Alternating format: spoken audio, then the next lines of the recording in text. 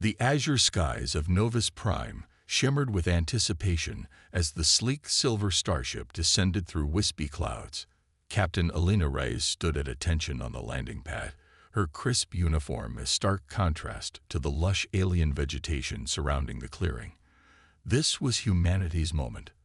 First contact with an advanced alien civilization after centuries of wondering if we were alone in the universe.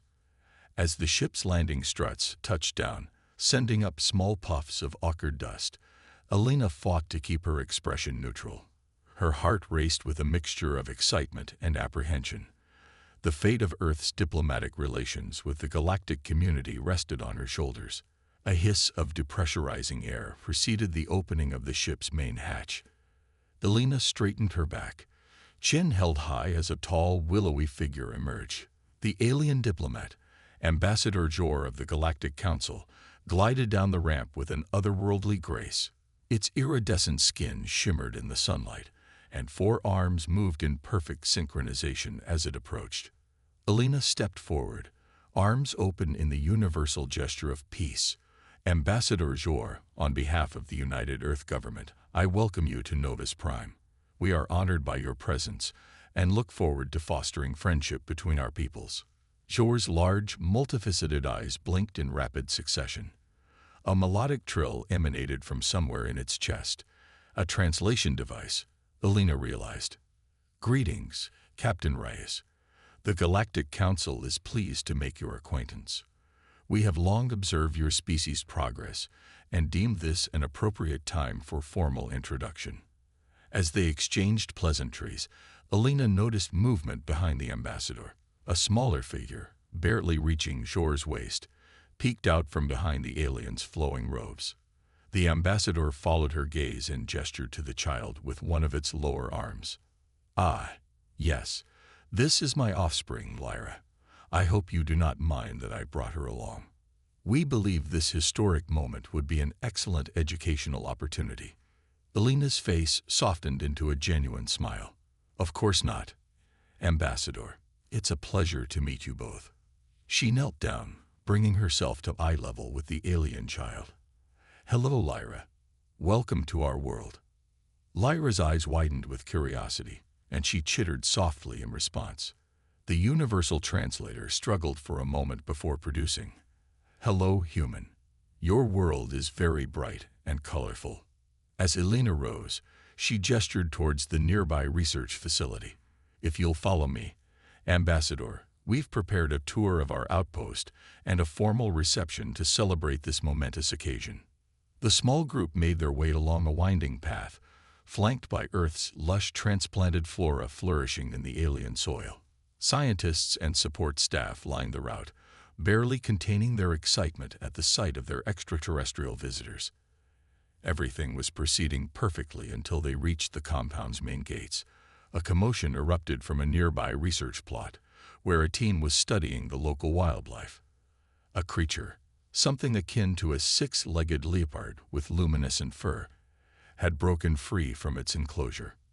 The animal, clearly agitated, bounded towards the diplomatic party with terrifying speed. Security personnel reacted instantly, energy weapons humming to life as they took aim. But in the chaos of the moment, no one noticed little Lyra, overcome with curiosity, stepping away from her parents' protective embrace. Time seemed to slow as Alina watched in horror. The security team, focused on the charging predator, didn't see the alien child. A burst of plasma fire erupted, intended to stop the rampaging beast. But Lyra, inquisitive and unaware of the danger, had wandered directly into the line of fire. The sizzling bolt struck the child squarely in the chest. There was no scream, no dramatic fall, just a small, crumpled form on the red soil of Novus Prime. For a heartbeat, silence reigned. Then Ambassador Jor's anguished wail shattered the stillness, a sound of pure grief that needed no translation. The diplomat rushed to Lyra's side, cradling the lifeless body in its four arms. Alina stood frozen, her mind refusing to process the tragedy unfolding before her. This couldn't be happening. Not here, not now, not when they were so close to joining the galactic community. She forced herself into action, shouting orders to stand down, to call for medical assistance, though she knew in her heart it was too late. The security team, realizing their terrible mistake, lowered their weapons, faces ashen with shock and remorse. Ambassador Jor's grief quickly turned to rage. It whirled on Alina, eyes flashing with an otherworldly fury. "It's this, how humanity treats its guests."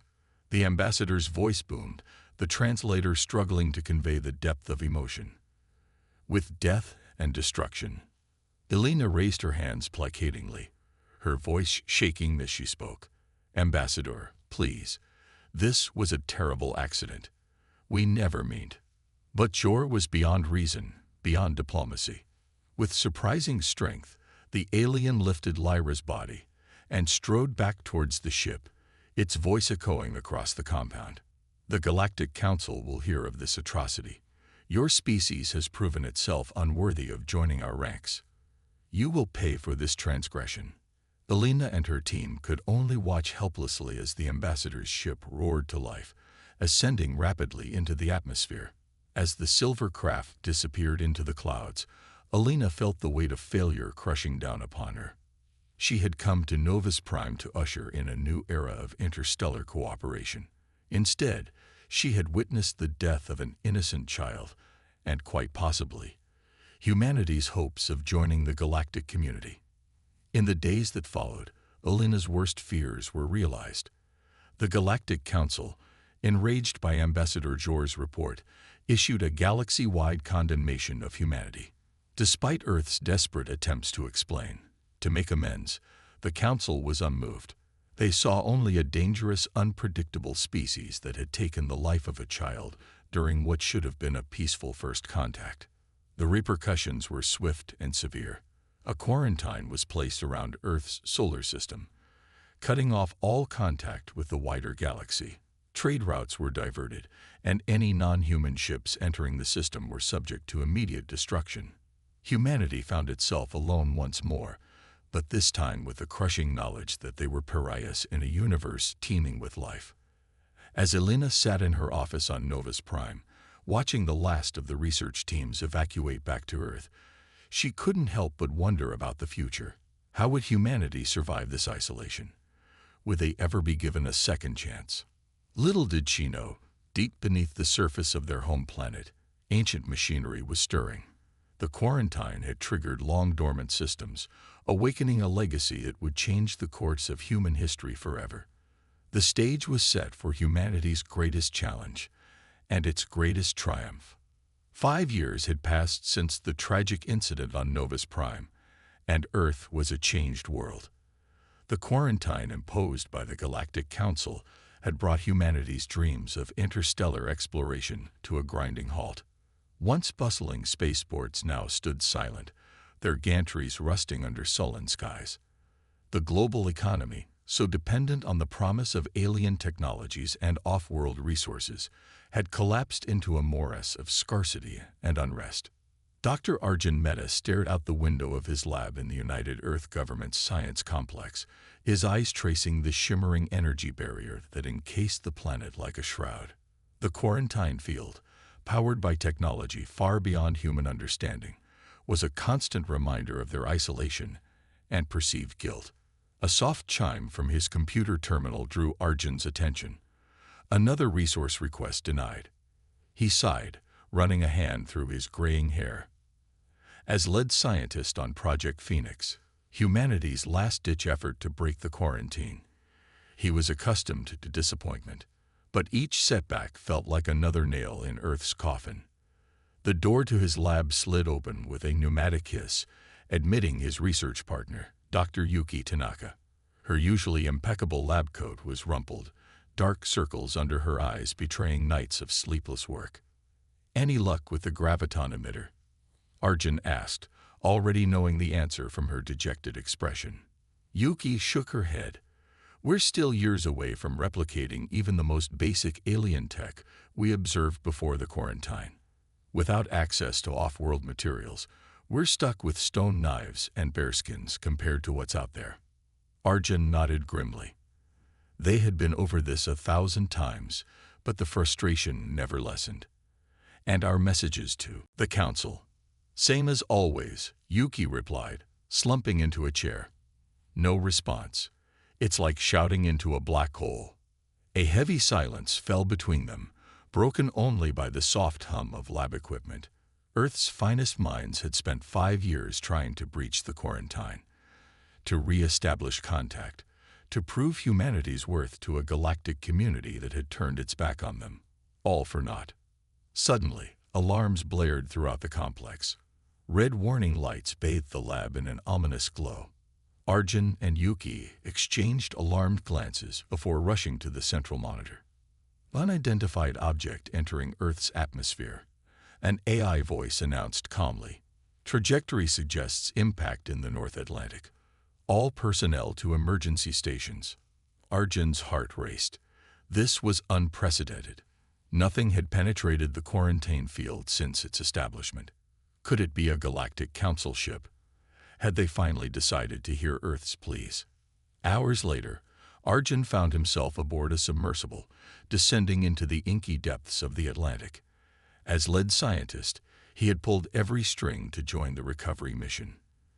The object, now identified as some sort of capsule, had sunk to the ocean floor, its energy signature unlike anything in Earth's databases. As the submersible's lights illuminated the seafloor, Arjun gasped. There, half buried in silt, lay a sleek, opalescent pod about the size of a small car. Its surface was unmarred, despite the violent impact it must have endured. "Incredible," Yuki whispered beside him. "It must be composed of materials far beyond our current understanding." The recovery team worked quickly, attaching grapples to the mysterious pod and carefully raising it to the surface. As it breached the waves, Arjun felt a mixture of excitement and trepidation. This object represented their first contact with the outside universe in 5 long years. But would it bring hope or further condemnation? Back at the science complex, a team of Earth's top researchers gathered around the pod, which now sat in a high-security clean room. Despite their best efforts, they had been unable to open it or penetrate its hull with any known scanning technology. "It's like it's not even there," one frustrated technician exclaimed. "Our most powerful tools just slide off it like water." Arjun circled the pod, his mind racing. There had to be a way to unlock its secrets. As he completed another circuit, his hand brushed against its smooth surface. To everyone's shock, the pod responded to his touch, a seam appearing where none had been visible before. The assembled scientists held their breath as the pod slowly opened, revealing its contents. Inside, nestled in a bed of some strange, shifting material, lay a small device no larger than a smartphone. As Arjun carefully lifted it out, it sprang to life, projecting a holographic image into the air. A face materialized, alien yet oddly familiar. It spoke, its words translated in real time. "To the people of Earth, I am Genva, first speaker of the Resistance.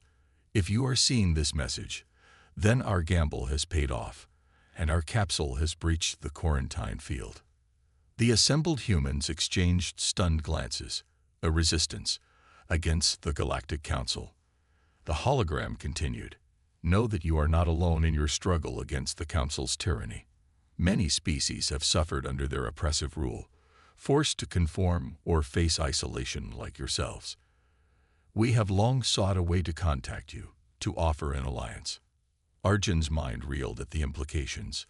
All this time, they had believed the entire galaxy stood against them. To learn that there were others out there, fighting against the Council, was almost too much to comprehend. "The device you now hold," Genva's image explained, "contains plans for technology that will allow you to pierce the quarantine field. But more importantly, it holds the truth about your species' history, a history the Council has long suppressed." The hologram flickered, an urgency entering Genva's voice. "You must act quickly. The Council grows stronger each day, and soon it may be too late for any of us. Use this knowledge wisely. Children of Earth, reclaim your legacy and take your rightful place among the stars." With that, the projection vanished, leaving the humans in stunned silence. Arjun stared at the device in his hands, feeling the weight of possibility it represented. Dr. Mehta. A voice crackled over the intercom, shattering the moment. The UEG Security Council is demanding an immediate report. They're talking about invoking emergency powers. Arjun exchanged a long look with Yuki. They both understood the gravity of the situation. This device, this message from beyond the quarantine, would change everything. The knowledge it contained could lift humanity from its isolation, or plunge the planet into chaos if handled poorly. "Tell them we're on our way," Arjun replied, carefully securing the alien device. As he and Yuki hurried towards the briefing room, his mind raced with possibilities. What was the truth about humanity's history? How would Earth's fractious governments react to this development? And perhaps most pressingly, could they trust this mysterious resistance? One thing was certain: the long night of Earth's isolation was coming to an end. Whether that end would bring a new dawn or deeper darkness remained to be seen. As Arjun clutched the device that held humanity's future, he silently vowed to see this through, whatever the cost.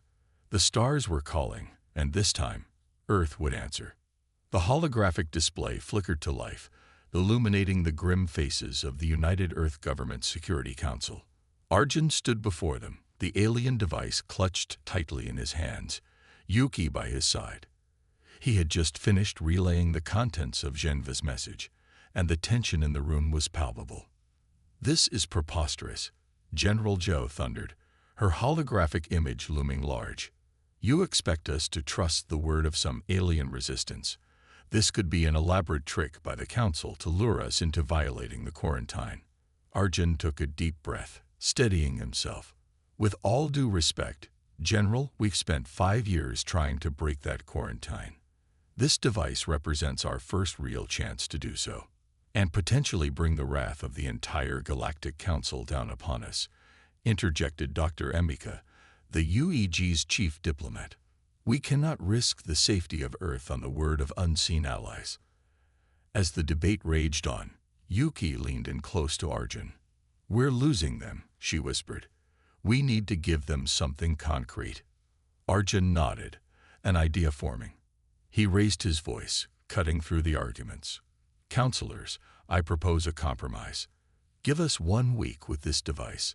If we can't produce tangible results, technology to breach the quarantine or proof of this hidden history, then we'll surrender it to UEG custody."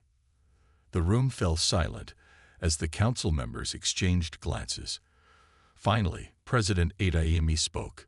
"You have 3 days, Dr. Mehta. Not 1 second more. This meeting is adjourned." As the holograms winked out, Arjun let out a breath he didn't realize he'd been holding. Yuki squeezed his arm reassuringly. "Well," she said with a wry smile, "no pressure." The next 72 hours were a blur of feverish activity. Arjun and Yuki, along with a hand-picked team of Earth's brightest minds, pored over the alien device. Its database was vast, filled with schematics and historical records that challenged everything they thought they knew about human history. "This can't be right," Dr. Chen, a renowned archaeologist, muttered as he stared at a holographic projection. "According to these records, humans didn't evolve on Earth. We were seeded here by an ancient species called the progenitors." Arjun looked up from the anti-gravity schematics he'd been studying. "What?" Chen nodded, his face pale. "Apparently, Earth was part of a vast experiment. The progenitors spread early hominids across thousands of worlds, then went into hibernation, waiting to see which would achieve spaceflight first." "But that's impossible," Yuki interjected. "We have fossil records, evolutionary data. All part of the seeding process," Chen replied. "The progenitors were masters of planetary engineering. They gave each world a complete ecological history, then let evolution take its course." As the implications sank in, Arjun felt a chill run down his spine.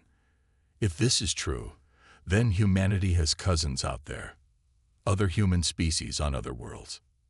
"Exactly," Chen nodded. And according to this, we were the first to achieve faster-than-light travel. That's why the Galactic Council quarantined us. They're afraid.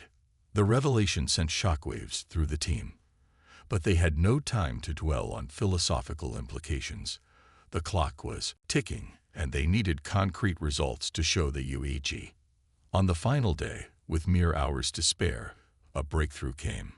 Yuki burst into Arjun's lab, her eyes wild with excitement.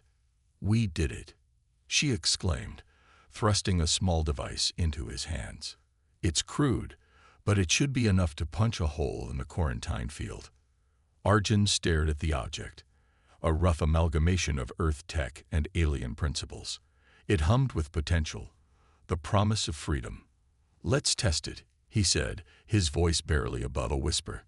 They took the device to a secure testing range, setting it up beneath the shimmering barrier of the quarantine field. With bated breath, Arjun activated the machine. For a moment, nothing happened. Then, with a sound like tearing silk, a hole appeared in the field, small, flickering, but undeniably real. Cheers erupted from the assembled team. They had done it. They had found a way to pierce humanity's cosmic prison. But their celebration was short-lived. As they prepared to present their findings to the UAG, alarms blared throughout the complex. Arjun rushed to the nearest terminal, his heart sinking as he read the alert. "Multiple ships detected entering the solar system," he announced, his voice grave. "They've breached the quarantine from the outside." The team exchanged worried glances. Had they triggered some failsafe in the quarantine field? Was this the Galactic Council coming to punish them for their defiance? As they debated their next move, a new message flashed across the screen.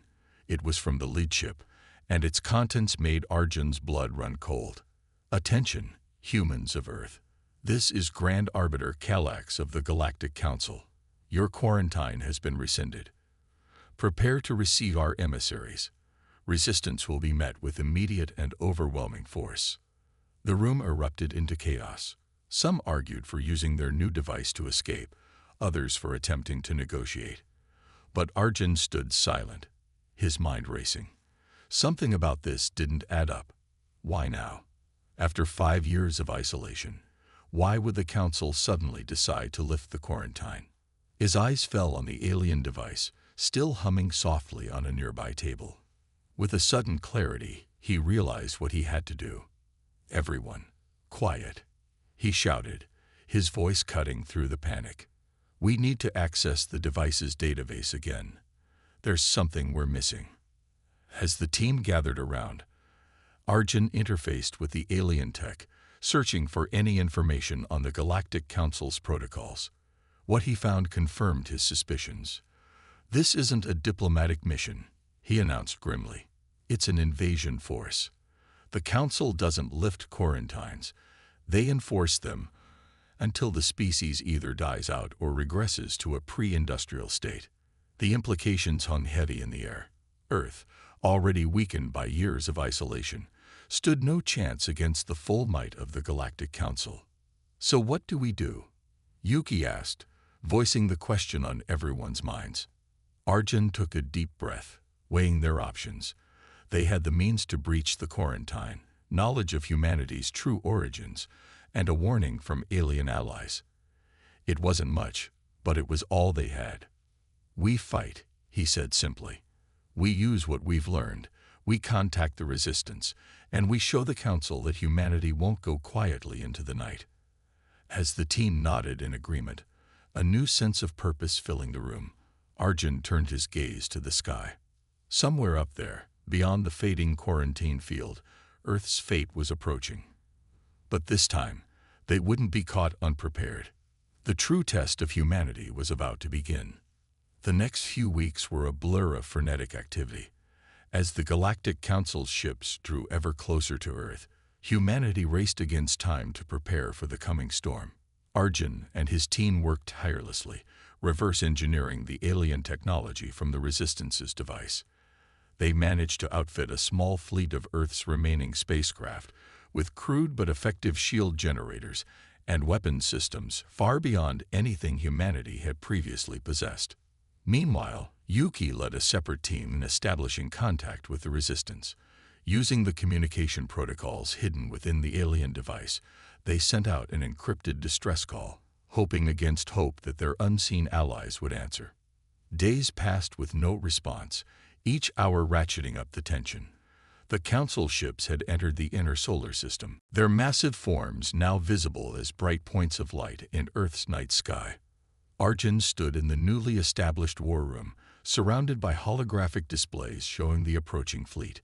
General Zhao, who had once opposed his efforts, now stood beside him, her face grim but determined. "How many ships can we field?" Arjun asked, his eyes never leaving the displays. Zhao's response was terse. 53, the mixture of retrofitted civilian vessels and what remains of our military fleet, against their armada. She didn't need to finish the thought. They were hopelessly outgunned. Suddenly, one of the technicians called out, excitement in his voice. "Sir, we're receiving a transmission. It's from the Resistance." The main screen flickered to life, revealing the alien visage of Genva. The first speaker's expression was grave. "People of Earth, we receive your call. We are en route to your system with all the forces we can muster, but I fear we may not arrive in time to prevent the initial assault. You must hold out until we can join the battle." Arjun stepped forward, addressing the alien directly. "We'll do what we can, first speaker, but we're severely outmatched. Is there anything else you can tell us that might help?" Genva's multifaceted eyes seemed to shimmer with an emotion Arjun couldn't quite read. "There is one thing. The device we sent you. It contains more than just information. It's a key." "A key?" Arjun echoed, confusion evident in his voice. "Yes," Genva continued. "A key to awakening the progenitor technology hidden beneath the surface of your world. The Council knows it's there. It's why they fear you so much. If you can activate it before they arrive, you may stand a chance." As the transmission ended, a stunned silence fell over the war room. Arjun's mind raced with the implications. Hidden progenitor tech. Here on Earth. It seemed impossible. And yet, Dr. Mehta, General Zhao's voice cut through his thoughts. "I need options. Now." Arjun nodded, forcing himself to focus. "We need to find this hidden technology. Fast. Yuki, gather a team. We'll start with geological anomalies, anything that doesn't fit with natural formation patterns." As Yuki rushed off to comply, Arjun turned back to the general. "Keep the fleet in reserve. If we can't find this progenitor tech in time, they'll be our last line of defense." The next 48 hours were a race against time. While Earth's fledgling defense force prepared for battle, Arjun and Yuki's team scoured the planet for any sign of the hidden alien technology. They found their first clue in an unexpected place: the Tunguska region of Siberia. Deep ground-penetrating radar revealed a massive, perfectly spherical chamber buried kilometers beneath the site of the infamous 1908 explosion. "It can't be a coincidence," Yuki mused as they studied the scans. "The Tunguska event must have been caused by some kind of failsafe or security system." Arjun nodded, his excitement building. "Which means whatever's down there is important. We need to get to it. Now."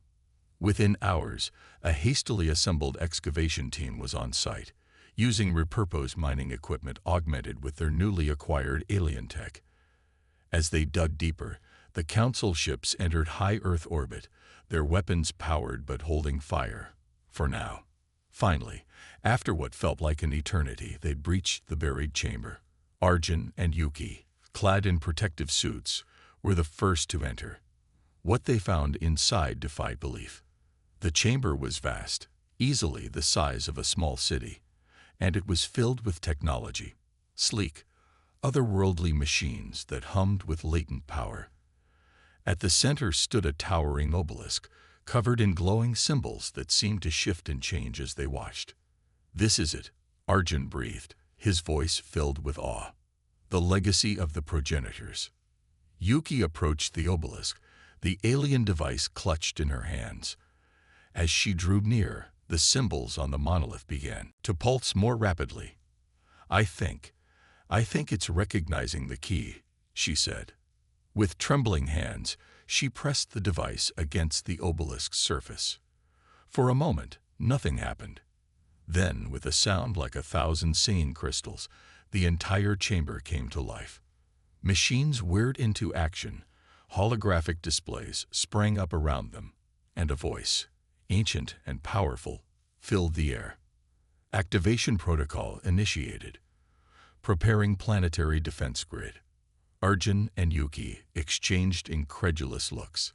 A planetary defense grid. Just how powerful was this progenitor technology? They got their answer moments later when the ground began to shake. All across the globe, hidden installations burst to life. In orbit, massive platforms materialized out of thin air, their cloaking fields falling away to reveal weapon systems that dwarfed anything the Council had brought to bear. On the bridge of the Council's flagship, Grand Arbiter Calax stared in disbelief at the sensor readings. "Impossible," he growled. "The humans couldn't have developed this level of technology, not in mere years of isolation." His second-in-command, a tall, insectoid being, chittered nervously. "Sir, we're detecting energy readings consistent with progenitor tech. Orders." Calax's eyes narrowed. This changed everything. If the humans had truly awakened their progenitor legacy, "Open fire," he snarled. "Destroy them before they can bring the grid fully online." But it was too late. As the first salvos from the Council ships lanced towards Earth, they met an impenetrable energy barrier. The planet was now encased in a shield far beyond anything the Council possessed. And then, Earth struck back. Beams of searing energy erupted from the orbital platforms, cutting through the Council's ships like they were made of paper. Fighters launched from hidden bases all over the planet's surface, swarming the larger vessels with weaponry that ignored shields and armor alike. In the war room, General Zhao watched the battle unfold with a mixture of awe and fierce pride. "By all the stars," she whispered, "we're winning." But Arjun knew the fight was far from over. This was just the opening salvo in what promised to be a long and brutal war. As reports flooded in of Council reinforcements jumping into the system, he steeled himself for the challenges ahead. Humanity had reclaimed its cosmic legacy. Now, they had to prove they were worthy of it. The battle for Earth raged across the solar system. The progenitor defense grid, awakened after eons of dormancy, proved to be a formidable deterrent against the Galactic Council's initial assault. But as days turned into weeks, the true scope of the conflict became apparent. Arjun stood in the newly christened Progenitor Command Center, deep beneath the Tunguska site. Holographic displays showed the ongoing skirmishes throughout the system. Earth's forces, bolstered by the ancient technology, holding their own against wave after wave of Council reinforcements. Another Council battle group just jumped in at the Kuiper Belt. Yuki reported, her voice tight with fatigue. They had been working around the clock, learning to harness the incredible power at their fingertips while coordinating Earth's defense. Arjun nodded grimly. "They're probing for weaknesses, trying to find a gap in our defenses." He turned to General Zhao, who had become a constant presence in the command center. "How are our forces holding up?" The general's face was etched with worry lines, but her voice remained steady. "We're stretched thin, but holding. The progenitor tech gives us an edge, but we're still learning how to use it effectively. And our personnel." She trailed off, the unspoken truth hanging heavy in the air. They were losing good people every day. A priority alert flashed across the main display, drawing everyone's attention. A transmission from the Resistance fleet. Genva's familiar face appeared, looking haggard but determined. "Defenders of Earth," the alien leader began. "We've finally broken through the Council's blockade. Our fleet will reach your system within 48 hours. Hold fast. Reinforcements are coming." A cheer went up from the assembled staff, but Arjun's relief was tempered with caution. "It's not over yet," he warned. "The Council will throw everything they have at us before the Resistance arrives." We need to be ready." As if in response to his words, alarms blared throughout the command center. Massive energy spike detected. One of the technicians shouted, multiple council ships converging on the moon. The main display shifted, showing a terrifying sight. Dozens of council dreadnoughts, each easily the size of a small city, were positioning themselves around Earth's satellite. Energy began to build between them, coalescing into a scintillating web of power. "Dear God," Yuki whispered, "they're turning the moon into a weapon." Arjun's mind raced. The progenitor shield was powerful, but could it withstand an assault of this magnitude? And even if it could, the moon itself might not survive such an attack. The devastation to Earth would be catastrophic. "Options," he barked, spurring the command staff into action. Ideas flew back and forth. A preemptive strike, reinforcing the shield, evacuating the planet's surface. But none of them seemed adequate in the face of such overwhelming force. Then, in a moment of clarity, Arjun remembered something from the progenitor database. A desperate gamble, but perhaps their only chance. "The stellar manipulator," he said, his voice cutting through the chaos. All eyes turned to him. It was an experimental progenitor device, designed to influence the behavior of stars. "If we can bring it online, we could disrupt their energy web," Yuki finished, catching on to his train of thought. "But Arjun, we've barely scratched the surface of that technology. The risks are less than the alternative," he cut her off gently. Turning to General Zhao, he asked, "Can you buy us some time?" The general nodded grimly. "We'll throw everything we have at them. Just make it count." As Earth's defenders launched a desperate assault on the Council fleet, Arjun and Yuki raced against time to activate the stellar manipulator. The device, hidden in a progenitor facility beneath the Pacific Ocean, was a marvel of engineering that defied their understanding. But they had no choice but to try. Hours ticked by, the tension mounting with each passing minute. In orbit, Earth's forces fought with desperate valor, but they were being steadily pushed back. The energy web around the moon grew ever brighter, nearing critical mass. Just as all seemed lost, Arjun made the final connection. The stellar manipulator hummed to life, its power reverberating through the facility. "It's working," Yuki exclaimed, her fingers flying over the controls. "Targeting the Council's energy web. Now." A beam of pure, focused stellar energy lanced out from Earth, invisible to the naked eye, but burning bright on their sensors. It struck the Council's web with devastating precision, unraveling the carefully woven energies and sending feedback cascading through the enemy fleet.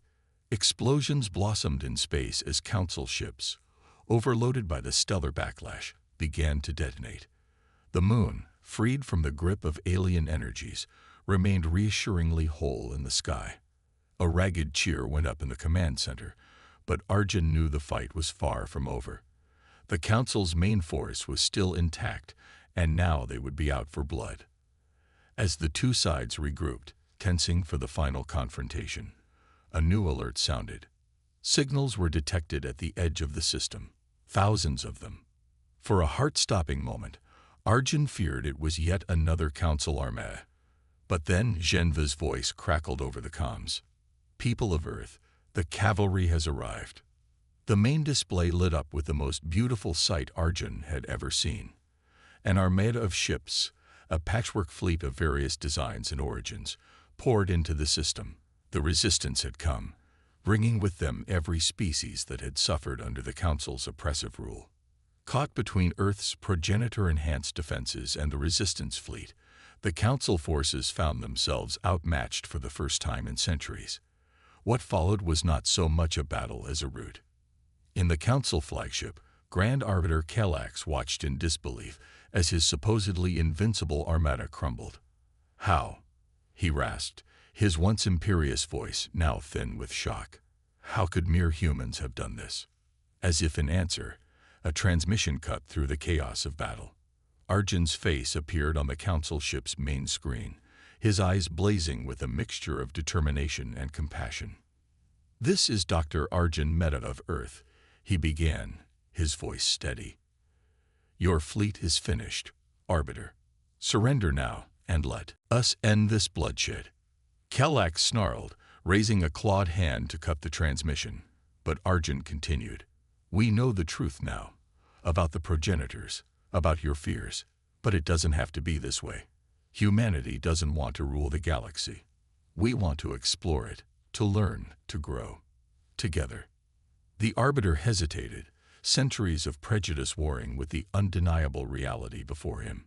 In that moment of indecision, his second-in-command made the choice for him, sending out the surrender signal to all remaining Council ships. As the guns fell silent across the solar system, Arjun sagged with relief. They had done it.